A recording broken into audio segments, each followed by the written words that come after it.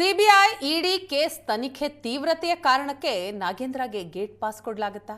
B ನಾಗೇಂದ್ರರಿಂದ ರಾಜೀನಾಮೆಯನ್ನ ಪಡೆದು mini cabinet ಪುನಾರಚನೆ ಆಗುತ್ತಾ? ಅಂತಹ ಚರ್ಚೆ ಈಗ ರಾಜಕೀಯ ಪಡಸಾಲೆಯಲ್ಲಾಗ್ತಾ ಇದೆ. ರಾಹುಲ್ ಗಾಂಧಿ ಅವರ ಜೊತೆ ಸಂಪುಟ ಪುನಾರಚನೆಯ ಬಗ್ಗೆ ಚರ್ಚೆ ನಡೆಸಿದ್ರು ಡಿಕೆ ಶಿವಕುಮಾರ್. ಒಂದು ವೇಳೆ ನಾಗೇಂದ್ರ ರಾಜೀನಾಮೆ ಫೈನಲ್ ಆದರೆ ಯಾರಿಗೆ ಸಿಗುತ್ತೆ ಸಚಿವ ಸ್ಥಾನ ಅನ್ನೋ ಪ್ರಶ್ನೆ ಇದೆ. ಅದಕ್ಕೆ ಸಿಗ್ತಾ ಇರೋ ಉತ್ತರ ನಾಗೇಂದ್ರ ರಾಜೀನಾಮೆಯನ್ನ ಪಡೆದು ಅನ್ನಪೂರ್ಣ ತುಕಾರಾಂಗೆ ಮಂತ್ರಿ ಸ್ಥಾನ ಕೊಡಲಾಗುತ್ತೆ ಅಂತ. ಒಂದು ವೇಳೆ ಇದೇ ರೀತಿ ಆಗಿದ್ದೇ ಆದರೆ ಮಹಿಳಾ ಕೋಟಾ ಕೂಡ ಭರ್ತಿ ಆಗತ್ತೆ. ಒಂದು ವೇಳೆ ಅದಾದರೆ ಆಗ ಬಸವರಾಜ್ ಶಿವಣ್ಣವರಿಗೆ ಸಚಿವ ಸ್ಥಾನ ಸಿಗುತ್ತಾ? ನಾಗೇಂದ್ರ ರಾಜೀನಾಮೆ ಫೈನಲ್ ಆದರೆ ಯಾರಿಗೆ ಆ ಸ್ಥಾನ ಸಿಗುತ್ತೆ ಅನ್ನುವಂತಹ ಚರ್ಚೆಯ ಜೊತೆಗೆ ಬಸವರಾಜ್ ಶಿವಣ್ಣವರ್ ಇವರ ಪರವಾಗಿ ಮಾಜಿ ಮುಖ್ಯಮಂತ್ರಿ ಸಿದ್ದರಾಮಯ್ಯ ಬ್ಯಾಟಿಂಗ್ ಮಾಡಿದ್ದಾರೆ. ಕಳೆದ ಬಾರಿಯ ಪಟ್ಟಿಯಲ್ಲಿ ಸಿದ್ದರಾಮಯ್ಯನವರು ಕೊಟ್ಟಂತಹ ಹೆಸರು ಬಸವರಾಜ್ ಶಿವಣ್ಣವರ್ ಅವರಿಗೆ ಸ್ಥಾನ ಮಿಸ್ ಆಗಿತ್ತು. ಈಗ ಒಂದು ವೇಳೆ ನಾಗೇಂದ್ರ ಏನಾದರೂ ರಾಜೀನಾಮೆಯನ್ನ ಕೊಟ್ಟಿದ್ದೇ ಆದರೆ ಅವರ ಸ್ಥಾನಕ್ಕೆ ಅನ್ನಪೂರ್ಣ ತುಕಾರಾಂ ಅವರನ್ನ ಆಯ್ಕೆ ಮಾಡಿ ತದನಂತರ ಬಸವರಾಜ್ ಶಿವಣ್ಣವರಿಗೆ ಸಚಿವ ಸ್ಥಾನ ಕೊಡಲಾಗುತ್ತಾ?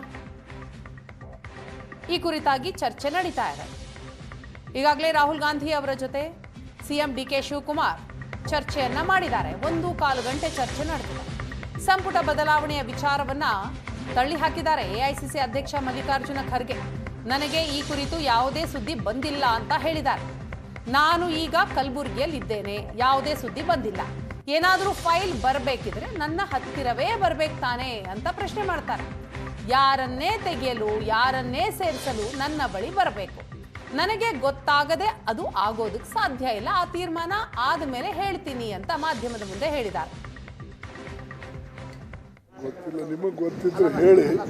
ಇಲ್ಲ, ನಿಮಗೇನಾರ ಗೊತ್ತಿದ್ರೆ ಹೇಳಿ. ನನಗಿನ್ನ ಏನಾದರೂ ಸುದ್ದಿ ಬಂದಿಲ್ಲ. ಅರೆ, ನಾನು ಗುಲ್ಬರ್ಗಾದಲ್ಲಿದ್ದೀನಿ. ಏನಾರ ಬರಬೇಕಾದ್ರೆ ಫೈಲ್ ನನ್ನ ಹತ್ರನೇ ಬರಬೇಕಲ್ಲ, ಬೇರೆಯವ್ರ ಹತ್ರ ಅಂತೂ ಹೋಗಲ್ಲ. ಯಾರಿಗೆ ನೀವು ಅಪಾಯಿಂಟ್ ಮಾಡಬೇಕಾದ್ರೆ, ಯಾರಿಗೆ ಮಂತ್ರಿ ಪದವಿಯಲ್ಲಿ ತಗೊಳ್ಬೇಕು ತೆಗಿಬೇಕಂದ್ರೆ ಅದು ನನ್ನ ಹತ್ರ ಬರದೇ ಹೋಗೋದಿಲ್ಲ. ಅದು ಬಂದ ಮೇಲೆ ನಿಮಗೆ ಫೋನ್ ಮಾಡಿ ಹೇಳ್ತೀನಿ. ಇನ್ನು ಸಚಿವ ನಾಗೇಂದ್ರ 100ಕ್ಕೆ 100ರಷ್ಟು ರಾಜೀನಾಮೆ ಕೊಡ್ತಾರೆ.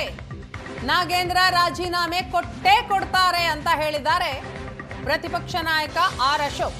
ಪ್ರತಿದಿನ 1500 ಬಾರಿ ಘೋಷಣೆ ಕೂಗಿದ್ದೇವೆ, ರಾಜೀನಾಮೆ ಒಂದೇ ದಾರಿ, ನಾಗೇಂದ್ರನ ಮನೆಗೆ ಕಳಿಸೋದು ಅಂತ ದೇವರೇ ತೀರ್ಮಾನ ಮಾಡಿದ್ದಾನೆ. ನಾಗೇಂದ್ರ ರಾಜೀನಾಮೆ ಕೊಡದೇ ಇದ್ರೆ ಮುಂದಿನ ಅಧಿವೇಶನದಲ್ಲಿ ಹೋರಾಟ ಮುಂದುವರಿಯುತ್ತೆ. ರಾಜೀನಾಮೆ ಕೊಡದೆ ಹೋದ್ರೆ ಸಿಎಂ ಮನೆಗೆ ಮುತ್ತಿಗೆ ಹಾಕ್ತೇವೆ ಅಂತ ಎಚ್ಚರಿಸಿದ್ದಾರೆ. ಎಲ್ಲರೂ ಕೂಡ ಪ್ರತಿದಿನ ಒಂದು ನಾಗೇಂದ್ರ ರಾಜೀನಾಮೆ ಅಂತಾನೆ 1500 ಸರಿ ಕೂಗಿದ್ರು ಪ್ರತಿದಿನ. ನನಗನ್ಸ್ತತೆ ಇಷ್ಟೆಲ್ಲ ನಾಮಾರ್ಚನೆ ಮಾಡಿದ್ಮೇಲೆ ರಾಜೀನಾಮೆ ಹಾಗೇ ಆಗುತ್ತೆ ಅನ್ನೋ ವಿಶ್ವಾಸ ನನಗಿದೆ 100ಕ್ಕೆ 100%. ಇಷ್ಟೆಲ್ಲ ಹೋರಾಟ ಆದಮೇಲೆ, ಇಷ್ಟೆಲ್ಲ ಧರಣಿ ಹೋರಾಟ ಆದಮೇಲೆ ನಾನು ಡಿ ಕೆ ಶಿವಕುಮಾರ್ ಕೇಳ್ತೀನಿ, ಸಿದ್ದರಾಮಯ್ಯ ತೆಗೆದಾಕಿದ್ರಲ್ಲಪ್ಪ, ಅವ್ರನ್ನ ಮತ್ತೆ ಕ್ಯಾಬಿನೆಟ್ಟಲ್ಲಿ ಸೇರಿಸ್ಕೊಳಕ್ಕೆ ಏನಂತ ಗನಂದಾರಿ ಕೆಲಸ ಮಾಡಿದ್ರು ಹೇಳಿ. ಸರಿಯಾದಂಥ ಒಂದು ಕಾರಣ ಕೊಡಿ ಅವ್ನು ಸೇರಿಸ್ಕೊಳಕ್ಕೆ. ಅವನೇನು ಅಣ್ಣ ಹಜಾರೇನಾ? ಈಶ್ವರಪ್ಪ ಘಟನೆ ಆದಾಗ ನಾವು ಇಮಿಡಿಯೇಟಾಗಿ ರಾಜೀನಾಮೆ ಕೊಟ್ಟರು ಈಶ್ವರಪ್ಪನವರು.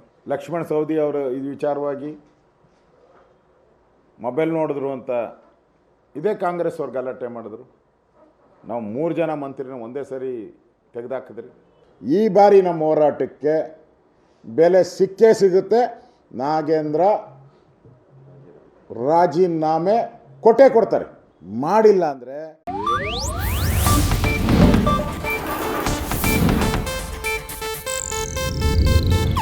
ಇದು ಏಷ್ಯಾನೆಟ್ ನ್ಯೂಸ್ ನೆಟ್ವರ್ಕ್ ಪ್ರಸ್ತುತಿ.